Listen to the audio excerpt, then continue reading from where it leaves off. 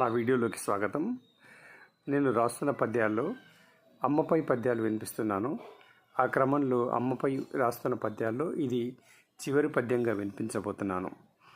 తర్వాతి వీడియోస్లో ముదుసలి శోకం అనే పేరుతో కొన్ని కంద పద్యాలు చాలా డిఫరెంట్గా ఉంటాయి.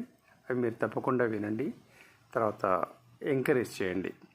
ఆ పద్యాలు చాలా డిఫరెంట్గా ఉంటాయి. ఇక ఈరోజు పద్యంలో అమ్మపై రాసిన పద్యంలో ఒక చిన్న కథతో అనుసంధానం చేసి చెప్తాను. ఒక అడవిలో ఒక చెట్టుపై ఒక గూట్లో చిలుకమ్మ గోరింక, వాటికి 2 పిల్లలు. అమ్మ చిలుకమ్మ ఎంతో సహనంతో ఉంటుంది. ఆమెకు ఆకాశమంత సహనం ఉంటుంది. ఆమెకు ఎంత వేదన ఉన్నా, ఎంత బాధ ఉన్నా పొద్దున్నే లేస్తుంది. అలాగే పిల్లలకు వేళకి తప్పకుండా వండి పెడుతుంది. ఇక పిల్లలకు ఏదైనా బాధ కలిగితే, శోకం వస్తే ఆమె ఏం చేయాలో దారి చూపిస్తుంది. ప్రతి అమ్మ చేసే పని ఇది. అలాగే చిలుకమ్మ కూడా చేస్తుంది. ఇక మనం పద్యం విందాం. ఇది కంద పద్యం. మీకు ఇష్టమైతే తప్పకుండా సబ్స్క్రైబ్ చేయండి, లైక్ చేయండి. Thank you.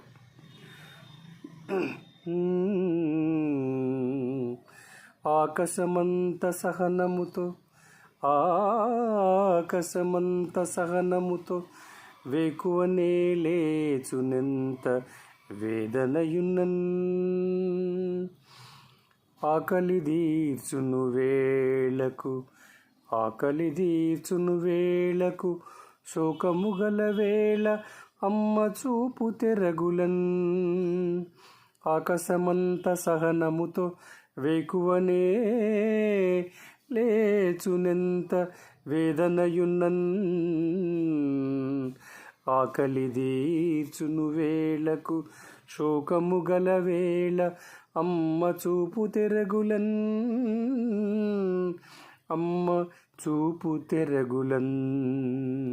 Thank you.